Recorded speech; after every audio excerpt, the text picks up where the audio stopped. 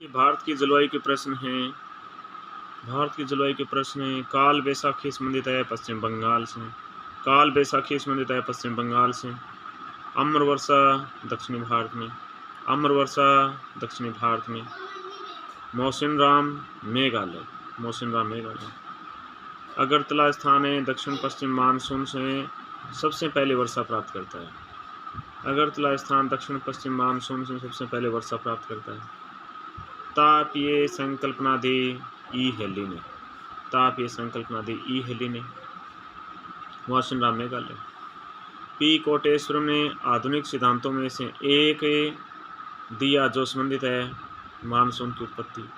P Koteswaram ने आधुनिक सिद्धांतों में से एक दिया जो संबंधित है मानसून की उत्पत्ति। उत्तरी पूर्वी शीत मानसूनी पवनें किस तट के सहारे वर्षा करती है? कोरोमंडल तट के सहारे। कौन सी एक मानसूनी वर्षा की विशेषता नहीं है? तो दक्षिणी पश्चिमी मानसूनी से होने वाली वर्षा की प्रकृति मौसमी है। हाँ, सही है। तटीय क्षेत्र महाद्वीपीय क्षेत्रों में अधिक वर्षा प्राप्त करते हैं। सही है। जब पूर्वी जेठ धारा दक्षिण की ओर सिंधु गंगा के मैदान की ओर स्थानांतरित होती है तो मानसून में रुकावट हो जाती है। सही है। मध्य भारत अधिकांशतः लौटते मानसून से वर्षा प्राप्त करता है। ये गलत है।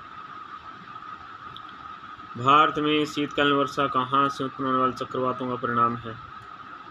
तो भूमध्य सागर। सामान्यतया जिस राज्य में शीतकालीन वृष्टि नहीं होती वह है जम्मू कश्मीर, तमिलनाडु, महाराष्ट्र, अरुणाचल प्रदेश। तो महाराष्ट्र। सामान्यतया महाराष्ट्र राज्य में शीतकालीन वृष्टि नहीं होती है। ठीक है। निम्नलिखित कथनों पर विचार कीजिए।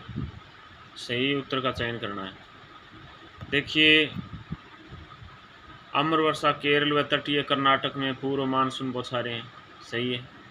फूलों वाली वर्षा से केरल व निकटवर्ती कौवा उत्पादक क्षेत्रों में कौवा के फूल खिलने लगते हैं। सही है। काल बैसाखी पश्चिमी भारत में धूल भरी आंधियां है। सही है। इनमें से कहाँ भारत में शीतकाल में वर्षा होती है? तो दक्षिणी भारत का तमिलनाडु तट में। इनमें से दक्षिणी भारत का तमिलनाडु तट में भारत में शीतकाल में वर्षा होती है। निम्नलिखित में से भारत के किस क्षेत्र में वर्षा की सर्वाधिक परिवर्तनशीलता होती है? तो गुजरात में। भारत के गुजरात क्षेत्र में वर्षा की सर्वाधिक परिवर्तनशीलता होती है। मानसून है क्या? मौसमी हवाएं हैं मानसून। मानसूनी पवनें ग्रीष्म ऋतु में बहती है समुद्र से स्थल की ओर। मानसून पवनें ग्रीष्म ऋतु में बहती है समुद्र से स्थल की ओर। भारतीय मानसून सर्वप्रथम कहाँ पहुँचता है? केरल में।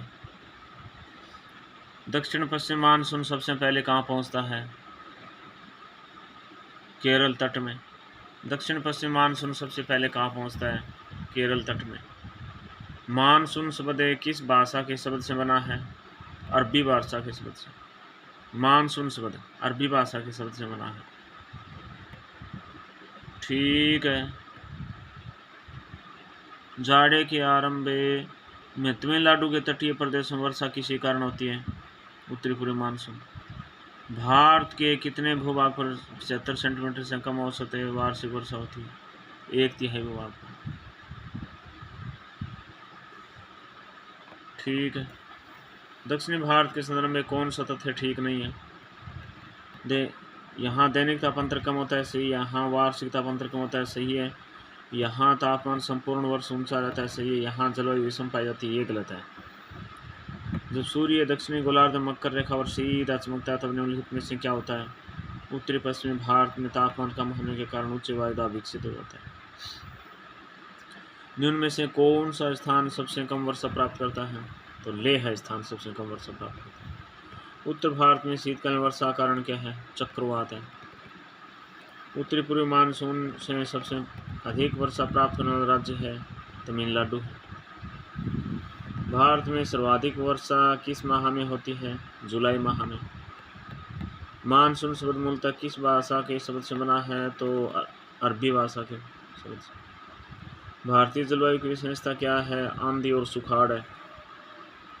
कौन सा देश मानसूनी क्षेत्र के अंतर्गत नहीं आता है? तो फिलीपींस आता है, थाईलैंड आता है, भारत आता है, केन्या नहीं आता है। निम्नलिखित राज्यों में से किस में अधिकतम में औसत वार्षिक वर्षा होती है? तो सिक्किम में।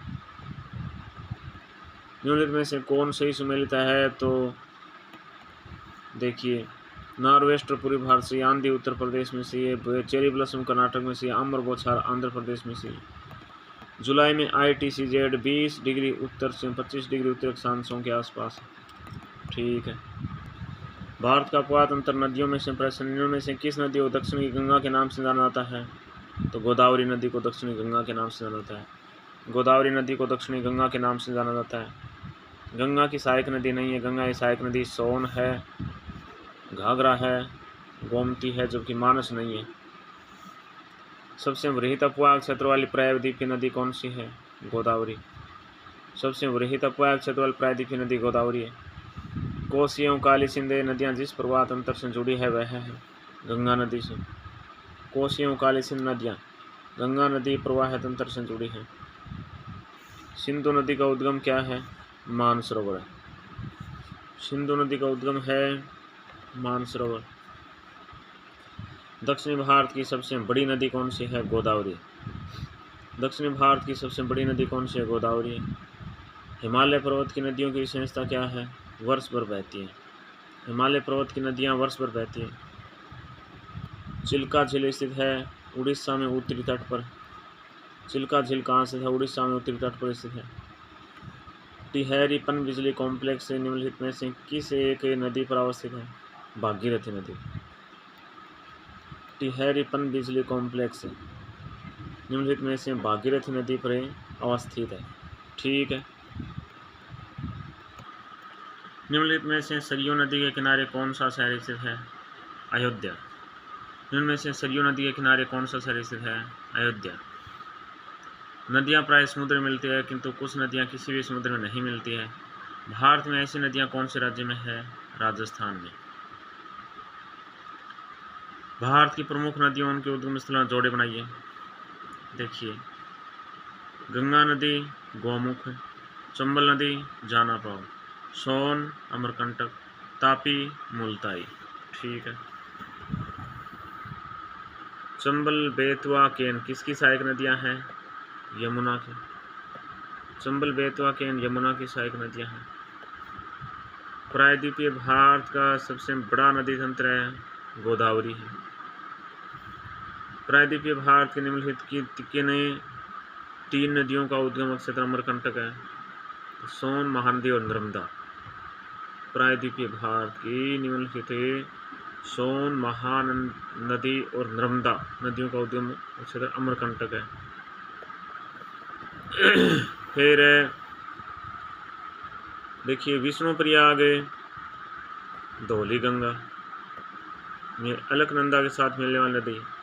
विष्णुप्रयाग के साथ धौली गंगा, कर्णप्रयाग के साथ है पिंडार, रुद्रप्रयाग के साथ है मंदाकिनी और देवप्रयाग के साथ भागीरथी है। निम्नलिखित में से कौन सी एक झील लेगुन झील नहीं है? निम्न में से कौन सी एक झील लेगुन नहीं है? तो अष्टमुड़ी झील है, चिल्का झील है, पुल्लिकट झील है, जबकि पेरियार झील लेगुन झील नहीं है। निम्नलिखित में से कौन सा एक कथन सत्य नहीं है? देखिए, घग्गर के जल का इंदिरा गांधी नहर में उपयोग किया जाता है, सही है। नहीं, ये सही नहीं है। नर्मदा अमरकंटक क्षेत्र से निकलती है, सही है। निजाम सागर मांजरा नदी पर स्थित है, सही है। पेनगंगा गोदावरी की सहायक नदी है, सही है। ब्रह्मपुत्र नदी को अरुणाचल प्रदेश के नाम किस नाम से जाना जाता है? दिहांग। ब्रह्मपुत्र नदी को अरुणाचल प्रदेश में दिहांग के नाम से जाना जाता है। देखिए, राष्ट्रीय वर्षा सिंचित क्षेत्र प्राधिकरण कहाँ स्थित है? दिल्ली में। राष्ट्रीय वर्षा सिंचित क्षेत्र प्राधिकरण कहाँ स्थित है? दिल्ली में। नाबार्ड यानी कि राष्ट्रीय कृषि एवं ग्रामीण विकास बैंक की स्थापना हुई 12 जुलाई 1982 में। नाबार्ड राष्ट्रीय कृषि एवं ग्रामीण विकास बैंक की स्थापना हुई थी 12 जुलाई 1982 में। प्रधानमंत्री फसल बीमा योजना के अंतर्गत वार्षिक वाणिज्यिक उद्यानिकी फसलों में प्रीमियम दर है 5.0%। निम्नलिखित में से कौन सा भारत में हरित क्रांति का नकारात्मक प्रभाव नहीं है? तो लवणीकरण है, भौम जल स्तर का घटना है, कीटनाशकों और रासायनिक उर्वरकों के प्रयोग में वृद्धि है, जबकि किसानों की प्रति व्यक्ति आय में वृद्धि, ये नहीं है। चावल उत्पादन में भारत का विश्व में स्थान है, दूसरा है। विश्व में आम और केला उत्पादन में भारत का स्थान है, पहला है। ठीक है। भारत का गोल्डन फाइबर कहलाता है जूट। जुमिंग कृषि प्रणाली मुख्यतः अपनाई जाती है मणिपुर और मेघालय में। जुमिंग कृषि प्रणाली मणिपुर और मेघालय में अपनाई जाती है। भारत में प्रमुख काजू उत्पादक राज्य हैं केरल। गुजरात के विषय में कौन सा कथन सही नहीं है? गुजरात के विषय में देखिए, यह तंबाकू का सबसे बड़ा उत्पादक है, ये सही नहीं है। ये मूंगफली का सबसे बड़ा उत्पादक है, सही है। यह नमक का सबसे बड़ा उत्पादक है, सही है। ये दुग्ध उत्पादों का सबसे बड़ा उत्पादक है, सही है गुजरात। भारत में सर्वोत्तम चाय कहाँ पैदा होती है? दार्जिलिंग, पश्चिम बंगाल। भारत में सर्वोत्तम चाय दार्जिलिंग, पश्चिम बंगाल में होती है। ठीक है। राष्ट्रीय कृषि और ग्रामीण विकास बैंक नाबार्ड की स्थापना 6ठी पंचवर्षीय योजना अवधि में हुई। ठीक है। देखिए, भारत में निम्न में से कौन सा एक उर्वरक उद्योग का केंद्र नहीं है? तो कोरबा है, कोयम्बटूर है, बठिंडा है, जबकि मुजफ्फरपुर नहीं है। घरेलू क्षेत्र द्वारा विदेशों में निर्मित वस्तुओं और सेवाओं का क्रय किया जाना कहलाता है क्या? आयात कहलाता है। घरेलू क्षेत्र द्वारा विदेशों में निर्मित वस्तुओं और सेवाओं का क्रय किया जाना कहलाता है क्या? आयात कहलाता है। निम्नलिखित में से किस लोहा इस्पात संयंत्र की स्थापना ब्रिटेन के तकनीकी सहयोग से हुई थी? तो दुर्गापुर इस्पात संयंत्र। दुर्गापुर इस्पात संयंत्र की स्थापना, लोहा इस्पात संयंत्र की स्थापना, दुर्गापुर इस्पात संयंत्र, लोहा इस्पात संयंत्र की स्थापना ब्रिटेन के तकनीकी सहयोग से हुई थी। भारत में वायुयान बनाने का पहला कारखाना कहाँ स्थापित किया गया? बेंगलोर में। मुंबई अपतटीय क्षेत्र कौन से खनिज उत्पादन से संबंधित है? खनिज तेल से। भारत में पहला भारी विद्युतीय अभियांत्रिकी कारखाना प्रारंभ हुआ भोपाल में।